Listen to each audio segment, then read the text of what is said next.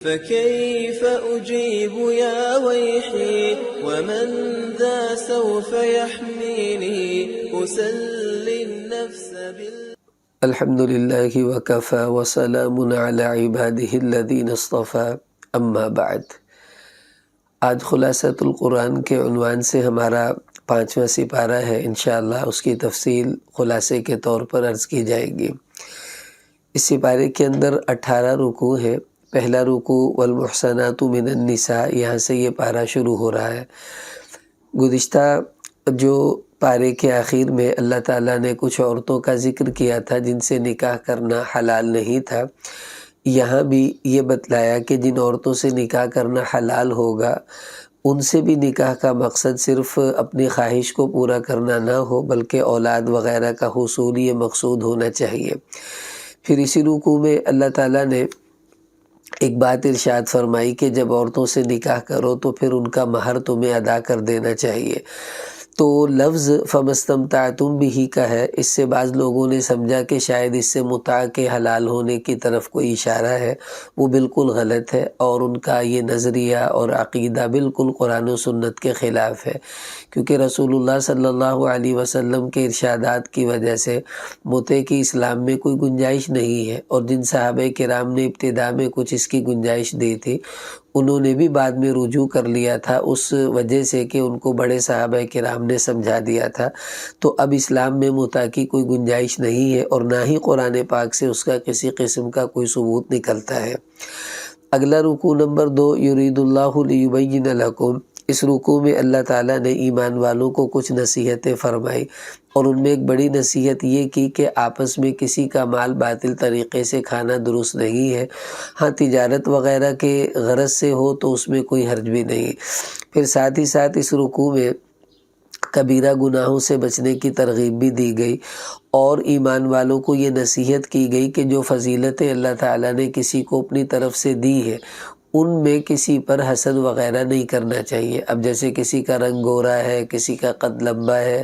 کسی کو اللہ نے مرد بنا دیا، تو اب اس میں ہم یہ کہیں کہ جی میرا گورا کیوں نہیں ہے، میں مرد کیوں نہیں، تو یہ ساری وہ چیزیں ہیں جس میں انسان کا اختیار نہیں، تو ایسی چیزوں کی تمنا بھی نہیں کرنی چاہیے۔ رکوع نمبر 3 آگے الرجال قوامون سے شروع ہو رہا ہے۔ اس کی ابتدا میں اللہ تعالیٰ نے مردوں کی عورتوں پر فوقیت کا ذکر فرمایا، کیونکہ مردوں نے گھر کا نظام سنبھالنا ہے، معاشرے کو چلانا ہے، اس لیے ان کو تھوڑا عورتوں پر فائق کیا گیا۔ یہ مطلب نہیں ہے کہ عورتوں کا مرتبہ گھٹا دیا گیا، مطلب یہ کہ عورتوں کا ذمہ دار مردوں کو بنایا تاکہ وہ بے فکر ہو کر اپنے گھر میں زندگی گزاریں۔ پھر اسی رکوع میں مرد و عورت کی آپس میں اگر کوئی لڑائی جھگڑا ہو اور مزاج میں موافقت نہ ہو تو پھر اس کو کیسے ڈیل کرنا چاہیے، اللہ تعالیٰ نے اس کو تفصیل سے بیان کیا کہ سب سے پہلے تو محبت سے بیوی کو سمجھانا چاہیے، نہ مانے تو بستر جدا کریں، پھر بھی نہ مانے تو معمولی سی پٹائی کی بھی اجازت دی، پھر بھی نہ مانے تو پھر دونوں خاندانوں کی پنچایت بٹھا کر اس کے درمیان فیصلہ رکھنے کا حکم دیا گیا۔ تو یہ طریقہ ہے آپس کے اختلاف کو انجام تک پہنچانے کا۔ پھر اللہ تعالیٰ نے اس میں اپنی عبادت، رشتہ داروں سے اچھا سلوک، والدین کے ساتھ اچھا سلوک، پڑوسیوں کے بارے میں کچھ ترغیب اسی رکوع کے اندر دی گئی، اور ساتھ ہی ساتھ اس میں بخل والوں کی مذمت کی گئی کہ جو لوگ مال خرچ نہیں کرتے وہ اچھا نہیں کرتے، اپنے اوپر بھی ظلم کرتے ہیں اور غرباء پر بھی ظلم ڈھاتے ہیں۔ آگے رکوع نمبر 4 یا ایھا الذین آمنوا لا تقربوا الصلاۃ سے شروع ہو رہا ہے۔ یہاں اللہ پاک نے فرمایا کہ نشے کی حالت میں نماز کے قریب نہ جاؤ۔ یہ شراب کے حرمت کا دوسرا سٹیج ہے، اور اس میں بہت سے مسلمانوں نے اس وجہ سے شراب چھوڑ دی کہ بھئی نماز نہیں پڑھ سکتے اس حالت میں تو پھر کیا فائدہ اس کے پینے کا۔ تو یوں اللہ تعالیٰ نے حکمت کی وجہ سے تدریجاً شراب کو جو تھا وہ حرام فرمایا۔ پھر اسی رکوع میں اس آیت کے اندر ہی اللہ تعالیٰ نے یہ بھی بتا دیا کہ تیمم کا طریقہ، کہ اگر پانی نہ ملے اور وضو یا غسل کی حاجت پیش آ جائے تو اس صورت میں پھر تیمم کی اجازت دی گئی کہ پاک مٹی سے اپنے چہرے اور ہاتھوں کو مل لے، تو غسل بھی ہو جائے گا، وضو بھی ہو جائے گا۔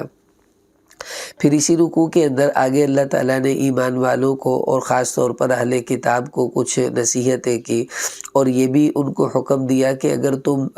ایمان نہیں لاؤ گے صحیح طریقے سے تو پھر ہم تمہارے چہروں کو مسخ کر دیں گے اور اسی طرح ہو جاؤ گے جیسے پہلے ہم نے مچھلی والوں پر لعنت کی تھی، کہیں تم پر بھی لعنت نہ ہو جائے۔ تو ان کو اس میں ڈانٹ ڈپٹ جو تھی وہ کی گئی تاکہ انہیں احساس پیدا ہو۔ آگے رکوع نمبر 5 شروع ہو رہا ہے، الم تر الی الذین اوتوا نصیبا۔ یہاں اللہ تعالیٰ نے ایمان والوں کو بھی یہ ترغیب دی کہ جبت اور طاغوت یعنی شیاطین اور بت وغیرہ، ان کی اطاعت اور ان پر ایمان لانے سے منع کیا گیا، اور مثال دی اصل میں یہ یہود کے کچھ سردار تھے۔ حالانکہ یہودیوں کے مذہب میں بھی بت پرستی حرام تھی، لیکن مسلمانوں سے دشمنی کی وجہ سے انہوں نے کفار مکہ سے ایک معاہدہ کیا، اور اس کی شرط یہ لگی کہ تم ہمارے بتوں کو سجدہ کرو تب تمہارا ساتھ دیں گے۔ تو انہوں نے اپنے اس معاہدے کی وجہ سے سجدہ کر دیا، تو اللہ پاک نے ڈانٹا کہ دیکھو جیسے انہوں نے اپنے مذہب کو بالکلیہ ترک کر دیا، تم لوگ ایسے مت ہو جانا، بلکہ تم تو صحیح دین پر اپنے آپ کو قائم رکھنا۔ پھر آگے اسی رکوع میں امانت کو ادا کرنے کی ترغیب دی گئی، اور یہ بھی کہا کہ اگر کسی کے درمیان فیصلہ کرنا پڑے تو انصاف سے کرنا ہے۔ پھر اللہ تعالیٰ نے اسی رکوع کی آخری آیت میں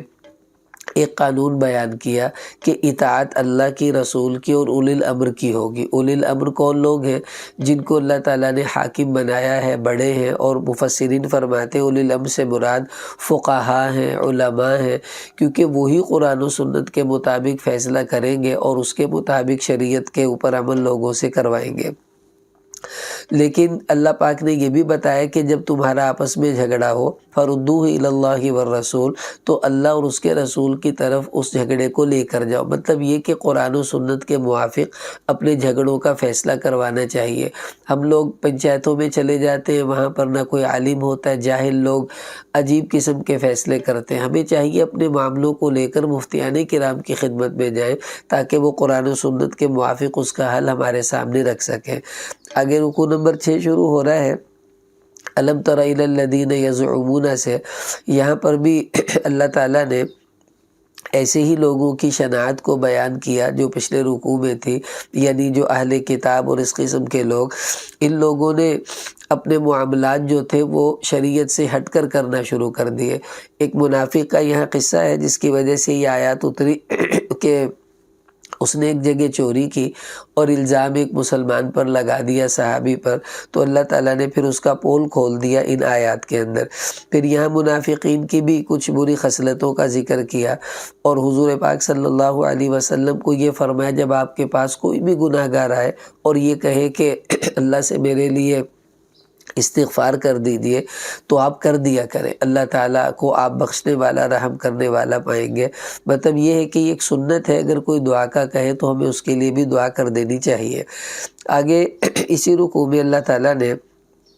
وہ لوگ ذکر کیے جن پر اللہ نے انعام کیا۔ سورہ فاتحہ میں ہم دعا مانگتے ہیں اہدنا الصراط المستقیم صراط الذین انعمت علیہم، ان لوگوں کا راستہ دکھایا اللہ جن پر تو نے انعام کیا۔ وہ کون ہے؟ اللہ نے اسی رکوع کے آخر میں بیان کیا کہ وہ من النبیین والصدیقین والشہداء والصالحین، یہ وہ لوگ ہیں جن پر اللہ تعالیٰ نے انعام فرمایا۔ آگے رکوع نمبر 7 ہے، یا ایھا الذین آمنوا خذوا حذرکم۔ اس میں اللہ تعالیٰ نے ایمان والوں کو ترغیب دی کہ تمہیں موقع کی مناسبت سے اپنے ماحول کے مطابق جنگی تیاری رکھنی چاہیے۔ جیسے آج کل ایٹم بم کا دور ہے، ہائیڈروجن بم کا دور ہے، میزائل ہیں، جہاز ہیں، تو مسلمانوں کو بھی ان تمام چیزوں کے حصول کی فکر میں لگنا چاہیے، کیونکہ یہ اللہ تعالیٰ کا حکم ہے جو اللہ پاک نے ایمان والوں کو دیا۔ پھر آگے ایمان والوں کو ترغیب دی کہ تم اللہ کے راستے میں لڑو، لڑائی کرو۔ کیوں نہیں کرتے؟ کیونکہ تمہارے نہ لڑنے کی وجہ سے عورتیں، بچے اور وہ کمزور لوگ جو بیچارے مدد کے محتاج ہیں وہ تو تمہیں پکار رہے ہیں، اور وہ کہہ رہے ہیں کہ اللہ تو ہمیں ایسی بستی سے نکال جہاں کے رہنے والے ظالم ہیں۔ تو اس سے پتہ چلا کہ مسلمان پوری دنیا میں جہاں بھی پس رہا ہو، باقی مسلمانوں کی ذمہ داری ہے کہ ان کی مدد کے لیے کوئی نہ کوئی شکل اختیار کرنی چاہیے۔ آگے رکوع نمبر 8 ہے، الم تر الی الذین قیل لهم کفوا۔ یہاں ایسے لوگوں کا ذکر ہے کہ جو اندر سے لڑنے کو تیار نہیں تھے، اوپر سے کہتے تھے کہ بھی ہمیں بھی موقع دیا جائے، ہم بھی لڑیں گے۔ تو اللہ پاک نے فرمایا جب ان پر لڑائی کو لازم کیا گیا تو وہ یوں ڈرنے لگے جیسا کہ اللہ سے ڈرنا چاہیے، بلکہ موت سے اس سے بھی زیادہ ڈرنے لگے، اور یہ کہنے لگے نیما کتبت علینا القتال، یا اللہ ہمیں اور جینے لے دیتے، ہمارے اوپر کیوں لڑائی کو لازم کر دیا گیا؟ تو اللہ پاک نے فرمایا تم جہاں بھی چھپ جاؤ موت تو آ ہی جائے گی، لڑائی میں بھی آ جائے گی، گھر میں بھی آ جائے گی۔ پھر اسی رکوع میں آگے اللہ تعالیٰ نے ایک بات فرمائی کہ من یطع الرسول فقد اطاع اللہ، کہ جس نے رسول کی اطاعت کی گویا اس نے اللہ کی اطاعت کی۔ تو پتہ چلا نبی کی فرما برداری اللہ ہی کی فرما برداری ہے۔ یہاں سبق لینا چاہیے ان لوگوں کو جو منکرین حدیث ہے، حدیث کا انکار کر دیتے ہیں۔ تو اللہ فرما رہے میرے نبی کی اطاعت اللہ کی اطاعت ہے، اس کا مطلب ہے نبی جو کرتا ہے یا کہتا ہے وہ اللہ کا حکم ہی ہوا کرتا ہے۔ اگر ہم اس کو قابل عمل نہ مانے یا حجت نہ مانے تو پھر اس آیت پر ہم نے کیا عمل کیا؟ تو اس لیے اس پر سوچنا چاہیے۔ پھر اسی رکوع میں قرآن پاک میں غور و فکر کی اللہ پاک نے ترغیب دی، اور اخیر میں یہ بتایا کہ اچھی اور بری سفارش دونوں چلتی ہیں، اچھی پر ثواب ملتا ہے، بری سفارش کا گناہ ہے۔ اور یہ بھی بتایا کہ آپس میں جب ملاقات ہو تو جو سلام تمہیں کرے تو تم اس سے بہتر جواب دو، اور اگر نہیں تو کم از کم اتنا تو دے دو نا جتنا اتنے دیا۔ تو یہاں پر سلام کے آداب کو اللہ پاک نے بیان فرمایا۔ آگے رکوع نمبر 9 ہے فَمَا لَكُمْ فِي الْمُنَافِقِينَ۔ یہاں اللہ تعالیٰ نے ایمان والوں کو تھوڑا جھنجھوڑا ہے، اس لیے کہ کچھ لوگ مسلمان ہوئے تھے اور وہ مکہ واپس چلے گئے کہ ہم سامان وامان لاتے ہیں، لیکن پھر وہ آئے نہیں۔ اب کچھ مسلمان کہنے لگے وہ کافر ہو گئے ہیں، کچھ نے کہا نہیں وہ منافق تھے، وہ آئے ہی اوپر سے مسلمان ہونے تھے،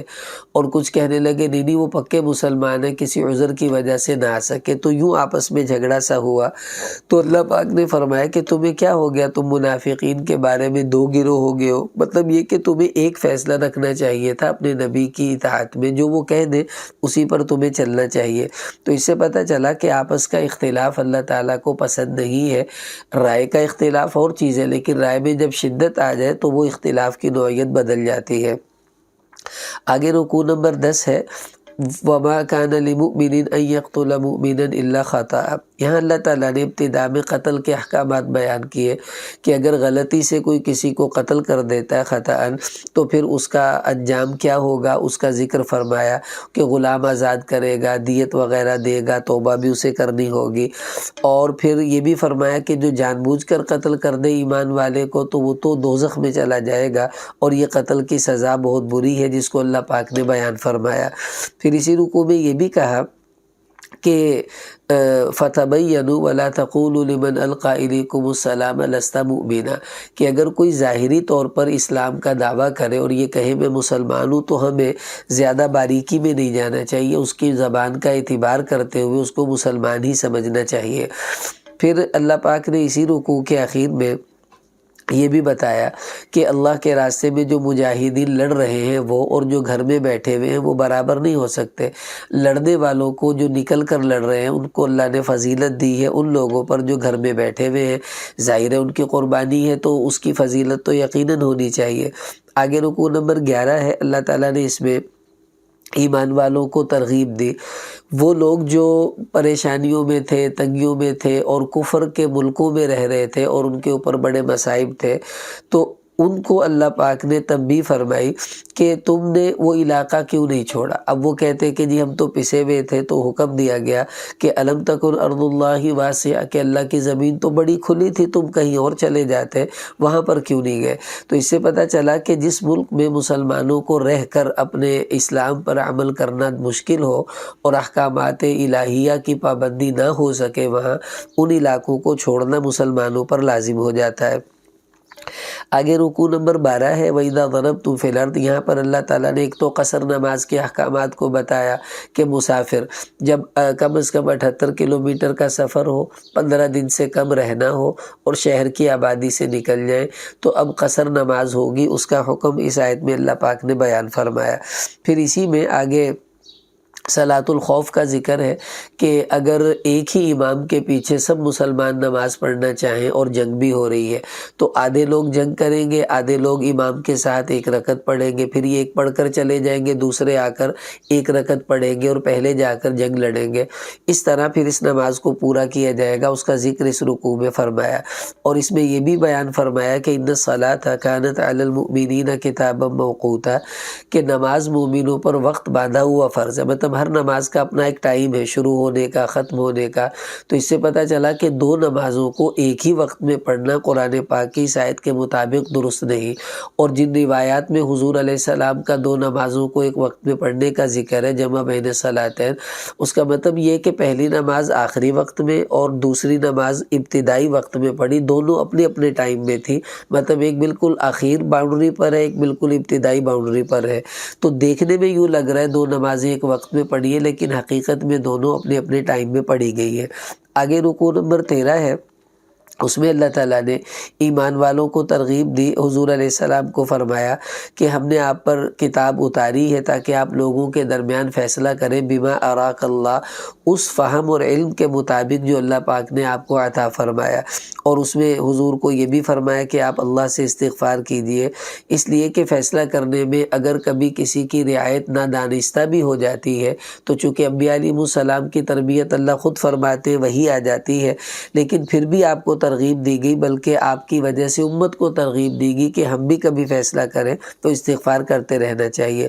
آگے منافقین کی خصلتوں کو اللہ پاک نے بتایا کہ یہ لوگوں سے تو چھپ سکتے ہیں، اللہ سے نہیں چھپ سکتے، کیونکہ اللہ تو ان کے ساتھ رہتے ہیں ہر وقت، اور یہ بھی فرمایا کہ جو آدمی برے کام کرے گا، اپنی جان پر ظلم کرے گا، گناہ کرے گا، پھر استغفار کر لے گا تو اللہ کو بخشنے والا پائے گا۔ تو پتہ چلا گناہ ہو جانا کوئی بڑی بات نہیں ہے، لیکن گناہ کے بعد انسان کو توبہ کی فکر بھی کرنی چاہیے، یہ سب سے اہم کام ہے۔ آگے رکوع نمبر 14 ہے، وَلَوْلَا فَضْلُ اللَّهِ عَلَيْكَ، اللہ پاک نے حضور علیہ السلام پر انعامات کا ذکر کیا کہ اللہ کا فضل، اس کی رحمت آپ پر ہے، تبھی تو یہ سارا معاملہ ہوا، ورنہ تو لوگ آپ کے پیچھے پڑھ کر آپ کو سیدھے راستے سے ہٹا دیتے۔ تو پتہ چلا ہدایت پر جمنا یہ اللہ کی توفیق کے بغیر ممکن نہیں۔ پھر اسی رکوع میں یہ بھی کہا کہ لوگوں کی باتوں میں کوئی خیر نہیں ہے، ہاں جو صدقے کی، اچھی بات کی یا صلح کی بات کرے اس میں تو خیر ہے۔ تو پتہ چلا کہ ہر بول اچھا نہیں ہوتا، ہمیں سوچنا چاہیے جو اچھے بول ہیں انہی کو زبان سے نکالیں۔ پھر اسی رکوع کے آخر میں اللہ تعالیٰ نے ایک بہت بڑا اصول بتایا، وہ یہ کہ وَيَتَّبِعْ غَيْرَ سَبِيلِ الْمُؤْمِنِينَ، کہ جو آدمی مسلمانوں کے راستے کو چھوڑ کر کوئی اور راستہ اختیار کرتا ہے، علماء فرماتے اس سے مراد اجماع ہے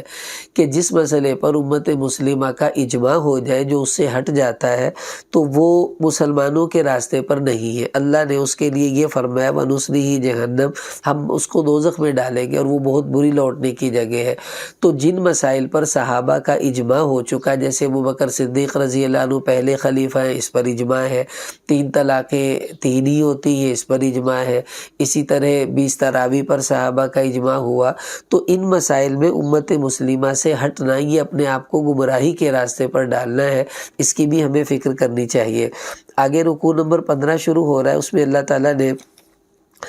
شرک کی مذمت بیان کی کہ اللہ سب جرموں کو معاف کر دیں گے لیکن شرک کو کبھی معاف نہیں کریں گے۔ پھر یہ بھی کہا کہ شیطان بہت سے گناہ کروائے گا، اور اس نے یہ اللہ تعالیٰ سے کہا کہ وَلَأُضِلَّنَّهُمْ، کہ اللہ میں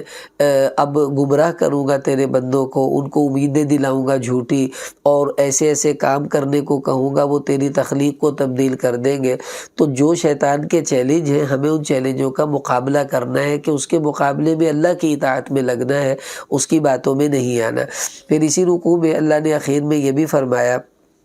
کہ ابراہیم علیہ السلام کو اللہ نے اپنا دوست بنایا، اور وہ دوست کیوں بنایا تھا؟ اس لیے کہ انہوں نے اللہ کی اطاعت و فرما برداری میں کوئی کسر نہیں چھوڑی، سب امتحانات کو خوشی سے قبول کیا۔ تو آج بھی کوئی اللہ کا دوست بننا چاہتا ہے تو اس کو ایسا ہی بننا پڑے گا۔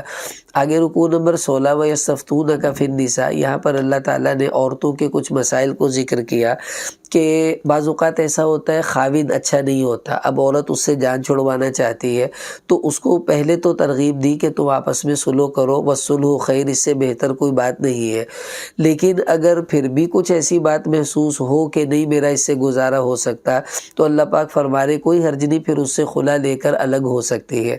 پھر اسی رکوع میں یہ بھی کہا کہ اگر کسی مرد نے ایک سے زائد شادی کی ہے تو اس کو چاہیے دونوں بیویوں میں انصاف کرے، اور اللہ فرما رہے کہ فَلَا تَمِيلُوا كُلَّ الْمَيْلِ، ایک طرف کو جھک نہ جائے کہ ایک ہی بیوی کی طرف دھیان ہے، اسی پر خرچ کر رہا ہے، اسی کو وقت دے رہا ہے، بلکہ خرچے میں، وقت میں، دونوں چیزوں میں برابری کرنا اس خاوند پر لازم ہوگا۔